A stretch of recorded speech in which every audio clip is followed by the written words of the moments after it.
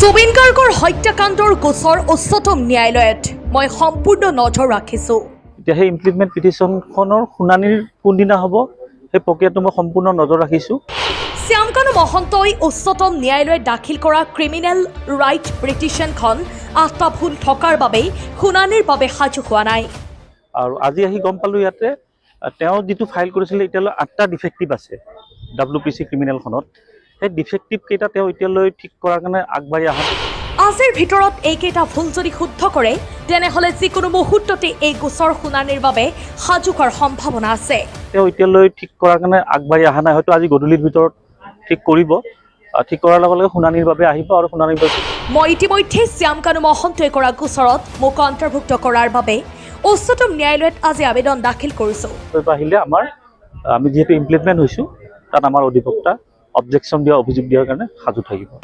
ফলত শ্যামকানুৰ আবেদন যিদিনা শুনানিৰ বাবে আহিব সেই শুনানিত মোৰ অধিবক্তা উপস্থিত থাকিব। গতিকে আজি গধূলিৰ ভিতৰত বা কাইলৈৰ ভিতৰত যদি কৰে তেতিয়া ন্যায়ালয়ত শুনানিৰ বাবে শ্যামকানু মহন্তৰ গোচৰটো আহিব। মই তীক্ষ্ণ নজৰ ৰাখি আছোঁ। জুবিন গাৰ্গৰ মৃত্যুৰ ঘটনাত নাম সাঙুৰ খোৱা ছিংগাপুৰত থকা প্ৰৱাসী অসমীয়াসকলক CIDৰ তদন্ত প্ৰক্ৰিয়াত সহযোগ কৰিবলৈ অনুগ্ৰহ কৰাৰ বাবে মই ছিংগাপুৰলৈ যাম আৰু মোৰ লগত অসমৰ সংবাদ মাধ্যমৰ লগত জড়িত দুজন সাংবাদিককো লগ কৰিছোঁ, যাতে প্ৰকৃততে কি হৈ আছে সত্য কি অসমৰ ৰাইজে গম পাব লাগে।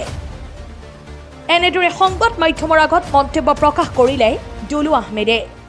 আমি শ্যামকানু মহন্তৰ গোচৰ নলওঁ। সেইদিনাই মই এটা অনুমান কৰিছিলোঁ যে শ্যামকানু মহন্ত বেল বিচাৰি সুপ্ৰিম কোৰ্টৰ দ্বাৰস্থ হ'ব, যিহেতু অসমত নলওঁ বুলি কৈছে এছ'চিয়েশ্যন। আৰু সেইদিনাই মই কেবিএট ফাইল কৰিছিলোঁ চিষ্টেম অনলাইন যোগে। কৰাৰ পাছত উচ্চতম ন্যায়ালয় বন্ধ আছিলে, যোৱাকালি খুলিলে। এতিয়া আমাৰ যি 65খন গোচৰ ৰুজু হৈছিলে শ্যামকানু মহন্তৰ বিৰুদ্ধে বা লগত যোন আছে আৰু সেই গোটেইকেইটা গোচৰ একলগ কৰি CID তাত আছে আৰু সেই CIDৰ সেই গোচৰটোতে শ্যামকানু মহন্ত ইয়াতে WPC ক্ৰিমিনেল ফাইল কৰিছে আৰু তাত মোৰ ইমপ্লিমেণ্ট পিটিশ্যন আছেই। এতিয়া সেই ইমপ্লিমেণ্ট পিটিশ্যনখনৰ শুনানিৰ কোনদিনা হ'ব সেই প্ৰক্ৰিয়াটো মই সম্পূৰ্ণ নজৰ ৰাখিছোঁ। আৰু আজি আহি গম পালোঁ ইয়াতে তেওঁ যিটো ফাইল কৰিছিলে এতিয়ালৈ 8টা ডিফেক্টিভ আছে WPC ক্ৰিমিনেলখনত। সেই ডিফেক্টিভ কেইটা তেওঁ এতিয়ালৈ ঠিক কৰাৰ কাৰণে আগবাঢ়ি অহা নাই, হয়তো আজি গধূলিৰ ভিতৰত ঠিক কৰিব। ঠিক কৰাৰ লগে লগে শুনানিৰ বাবে আহিব আৰু শুনানিৰ বাবে আহিলে আমি যিহেতু ইমপ্লিমেণ্ট হৈছোঁ তাত আমাৰ অধিবক্তা অবজেকশ্যন দিয়া অভিযোগ দিয়াৰ কাৰণে সাজু থাকিব। এইটো যিকোনো মুহূৰ্তত ধৰি লওক এসপ্তাহৰ ভিতৰত কেছটো শুনানিৰ বাবে অহাৰ সম্ভাৱনা আছে, যদি তেখেতে 8টা ডিফেক্টিভ মানে ফাইল কৰাৰ লগে 8টা ডিফেক্টিভ দেখাই আছে। এতিয়ালৈ এই মুহূৰ্তলৈ 8টা দেখাই আছে। গতিকে আজি গধূলিৰ ভিতৰত বা কাইলৈৰ ভিতৰত যদি কৰে তেতিয়া ন্যায়ালয়ত শুনানিৰ বাবে শ্যামকানু মহন্তৰ গোচৰটো আহিব। মই তীক্ষ্ণ নজৰ ৰাখি আছোঁ। আৰু এই বিষয়ে আপুনি দেখা পোৱা গৈছে, আপুনিও কেন্দ্ৰীয় বৈদেশিক পৰিক্ৰমা কেবিনেট মন্ত্ৰীক আপুনি এখন পত্ৰ লিখিছে। পত্ৰখনত কি কি বিষয় আপুনি উল্লেখ কৰিছে? চাওক, তাত দুটা কথা আছে। প্ৰথম কথা, মুখ্যমন্ত্ৰী যিটো সংবাদ মেলটোতে অসমীয়া ৰাইজক অনুৰোধ জনাইছে যে যিহেতু আমি অসমৰ পৰা ছিংগাপুৰত থকা অসমীয়াসকলক ইয়াত লৈ অনাৰ বাবে সম্ভৱ হৈ নুঠে, এক প্ৰকাৰ তেখেতসকলে ব্যৰ্থ বুলি কৈয়ে পেলাইছে। আৰু অসমৰ ৰাইজক অনুৰোধ কৰিছিল যে আপোনালোকে ছিংগাপুৰত থকা অসমীয়া লোকসকলৰ পৰিয়ালক হেঁচা প্ৰয়োগ কৰক, যাতে তেখেতসকলে ইয়াতে আহি তদন্ত প্ৰক্ৰিয়াত সহযোগ কৰে। যোৱা 6 তাৰিখ যোৱাকালিলৈ সময় আছিল তেখেতসকল অহা, কিন্তু যোৱাকালি কোনো নাহিল, সংবাদ মাধ্যমত প্ৰকাশ পাইছে। এতিয়া মোৰ কথাটো হ'ল, হেঁচা বুলি কোৱাৰ লগে লগে হয় আপুনি অসমৰ পৰাই প্ৰতিবাদ কৰিব লাগিব, অসমৰ পৰা প্ৰতিবাদ কৰিলে ছিংগাপুৰত একো এফেক্ট নপৰে, অসমত প্ৰতিবাদ কৰিলে নপৰে, তাত গ্ৰেপ্তাৰ কৰিব।